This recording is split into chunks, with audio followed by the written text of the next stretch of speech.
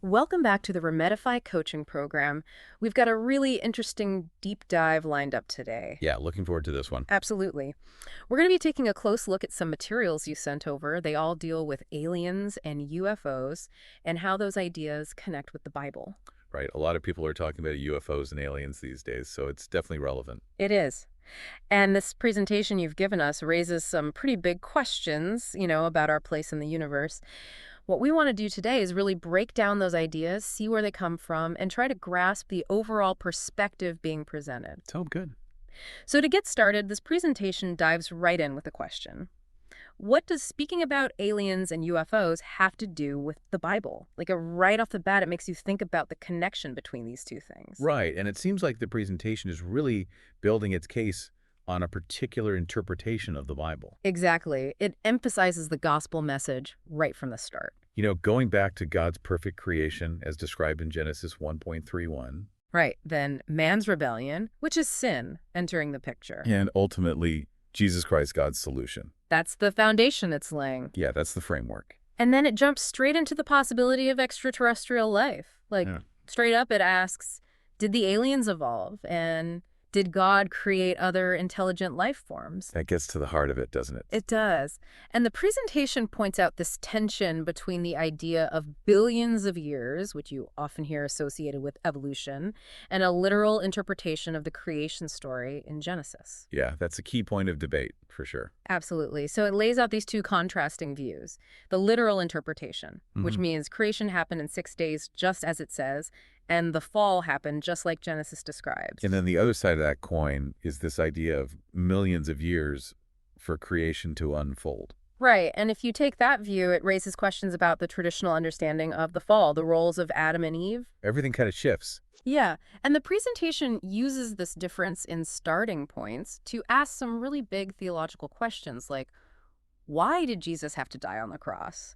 Why is there death and suffering in the world? And what does it mean that Jesus is the last Adam? Those are heavy-hitting questions for sure. Yeah, and it's connecting them directly back to that initial question of how we understand creation. It's all interconnected. It is. And it's interesting because the presentation also touches on some common fears people have about the future, like meteor impacts, ice ages, global warming, depletion of natural resources, even the sun eventually burning out, and the possibility of humanity destroying itself. Right, and it's almost like it's contrasting those anxieties with the biblical view of end times. Yeah, it's definitely framing things in a particular way. So after setting that foundation, the presentation moves on to the topic of UFOs. Yeah, and it brings in some numbers here, citing a 2010 National Geographic Society poll that found a good chunk of Americans actually believe in them.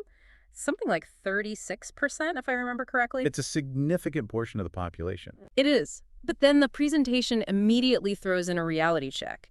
It lists all sorts of things that are commonly mistaken for UFOs, like everyday occurrences like lightning, missile tests, interesting cloud formations, balloons, even the planet Venus. Sometimes people see Venus and think it's something extraordinary. Yeah, airplanes, military exercises.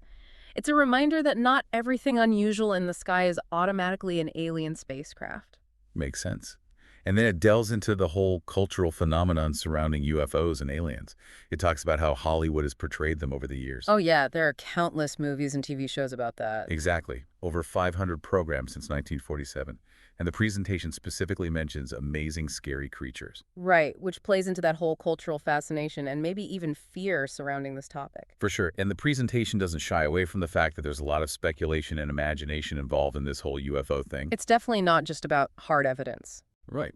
But it's also interesting how the presentation brings up NASA and their efforts to find life on Mars.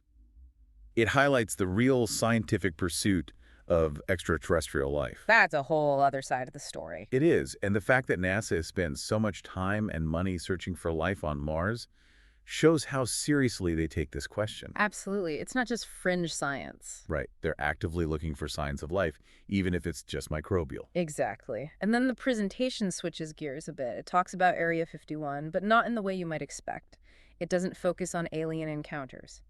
Instead, it presents Area 51 as a hub for developing super-secret military technology. Like that's where they test all the cutting-edge aircraft. Right, and it lists some of the most famous ones, like the U-2 spy plane, the SR-71 Blackbird, all these amazing aircraft with their incredible capabilities. I mean, the SR-71 could fly at over 3 times the speed of sound. Yeah, those are pretty impressive feats of engineering. They are. It's almost like the presentation is hinting that some UFO sightings could be explained by these advanced but earthly technologies. Right, it's bringing things back down to earth a bit. Exactly. And then the presentation dives into what it calls logic and science versus approach to thinking about alien life. It lays out 6 key challenges, problems with the idea of aliens visiting Earth. Yeah, this is where it really starts digging into the scientific argument. Absolutely. The first challenge it tackles is the origin of life itself. Like, how did life even begin in the first place? Right, and it goes into the complexity of a living cell, listing all these essential components like DNA, ribosomes, the Golgi apparatus, cytosol, proteins, flagellum, lysosomes, microtubules, mitochondria, and RNA. It's a whole intricate system. It is, and the point is that life is incredibly complex, even at its most basic level. And then it raises the question, how could something so complex arise spontaneously from non-living matter? Yeah, that's a big question in science. It is, and the presentation goes on to describe some of the specific scientific hurdles facing theories about the naturalistic origin of life. It talks about the necessary atmospheric conditions on the early Earth and how both the presence and absence of oxygen present problems. It mentions the need for water. And then there's this thing called chirality. Chirality. Yeah, it has to do with the handedness of molecules. Like, they can exist in mirror image forms, and life as we know it uses only one of those forms. It's a very specific requirement. So the presentation is saying that if life arose randomly, you'd expect to see a mix of both forms, which isn't what we observe. Exactly. And it brings up the probability of even a single protein forming by chance. It uses this mind-boggling number, 10 to the power of 130. Basically, it's saying the odds are astronomically against it. That's a pretty compelling argument against life just popping into existence out of nowhere. It is. And the presentation goes on to say that cells need not just one protein, but hundreds, all working together in a very specific way. And then it compares the probability of that happening to the estimated number of events that could have occurred in the entire history of the universe. Which is what, 10 to the power of 110? Yeah, something like that.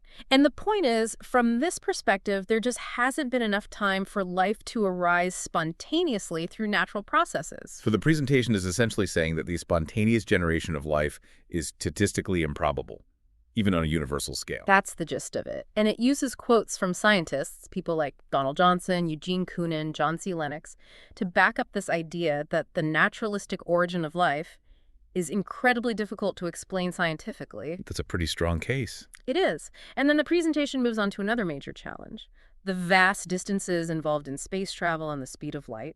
Right. Even if life did somehow arise somewhere else, how would it get here? That's the question. And the presentation really drives home the sheer scale of the universe. It talks about travel times to the moon, Mars, Pluto, within our own solar system. And then it stretches out to the nearest star, which is over 4 light years away, which is 25 trillion miles.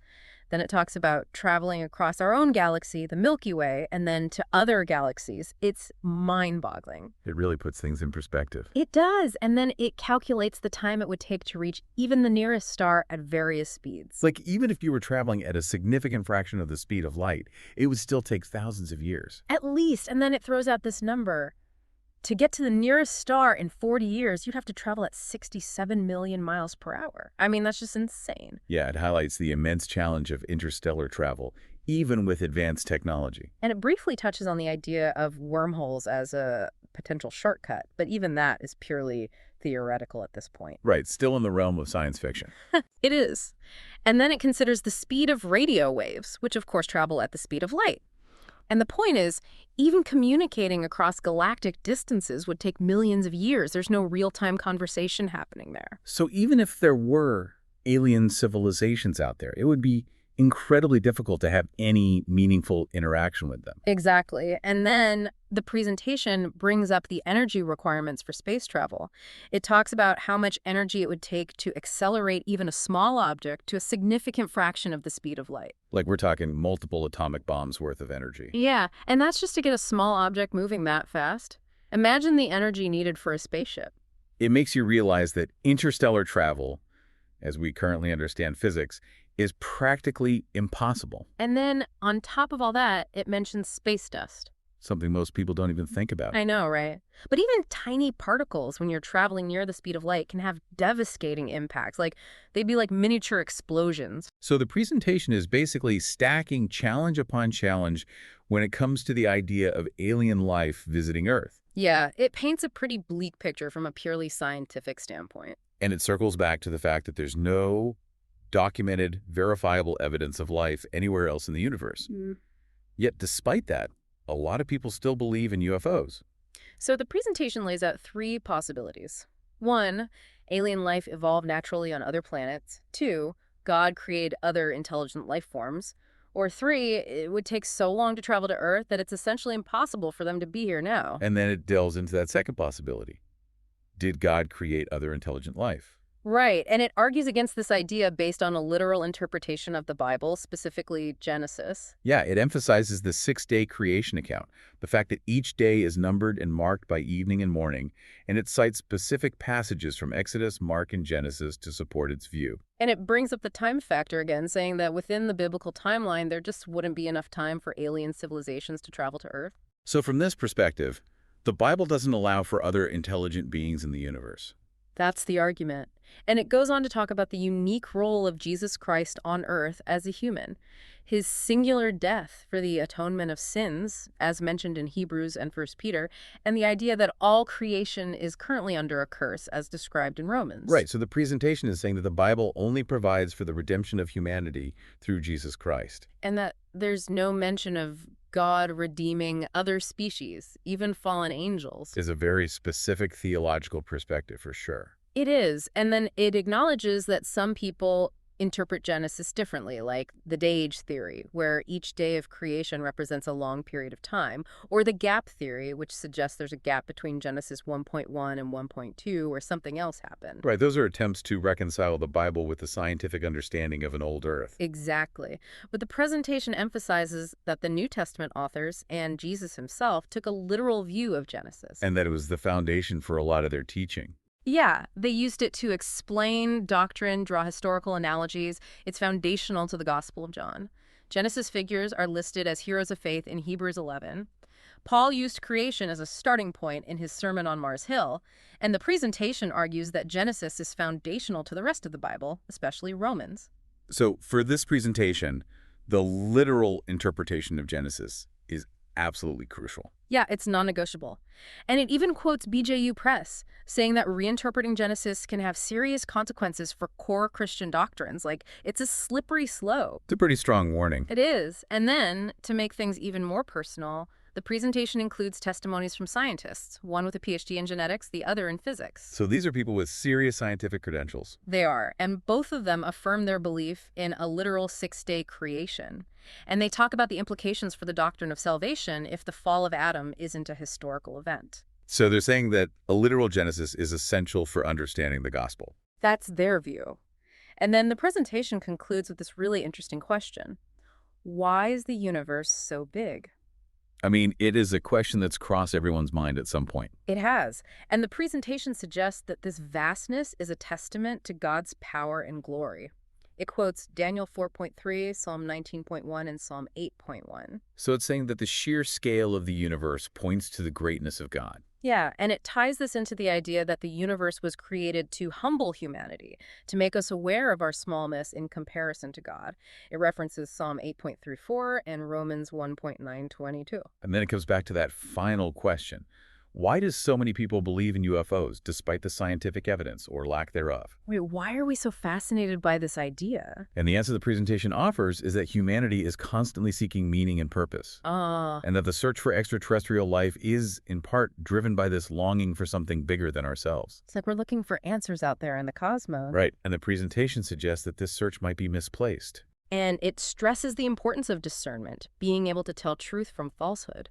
It references 1 Thessalonians 5.21-22 and Acts 17.11. And it identifies Satan as the great deceiver, quoting John 8.44b, Matthew 24.24, and 2 Timothy 3.13. So it's bringing in the spiritual dimension to this whole discussion. Yeah, it's saying that there's a spiritual battle going on and discernment is crucial. And ultimately, it presents the Bible as the source of truth.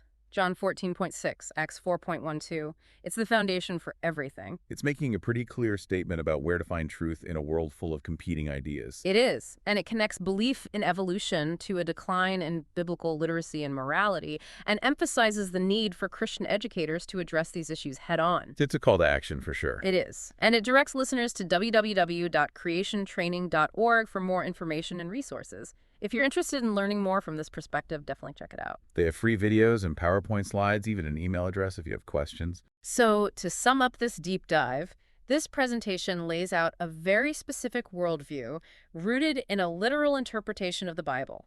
It argues that the idea of alien life, especially evolved alien life, conflicts with that interpretation. It really raises some fundamental questions about our origins, our place in the universe, the nature of reality itself. It does, and it ties those questions directly to the core message of the gospel, suggesting that accepting one view has implications for the other. It's a lot to think about. For me, the most compelling part was how it connects those seemingly disparate ideas, aliens, UFOs, and the Bible. It definitely makes you think. And it made me want to dig deeper into some of those scientific arguments about the origin of life. That was fascinating. Me too. And I thought the personal stories from those scientists added a really interesting layer to the discussion. They did. They showed how these ideas play out in real people's lives. Absolutely. And for those of you who are interested in learning more about the Bible and its perspective on these kinds of questions, we highly recommend checking out Tyrannus Hall Bible College. They have a great YouTube channel with tons of resources. It's https://www.youtube.com at Tyrannus Hall Bible College. They offer a lot of in-depth teaching. They do. So as we wrap up, I think the big question for our listeners is, how do you weigh these different perspectives? What resonates with you? And what areas do you want to explore further? Yeah, it's a great opportunity for some self-reflection. And for more resources from the presenter specifically, be sure to visit www.creationtraining.org. Great information there. It is. Thank you for joining us for this deep dive. We'll see you next time. See you then. Thank you for listening to the Remedify Coaching Program podcast.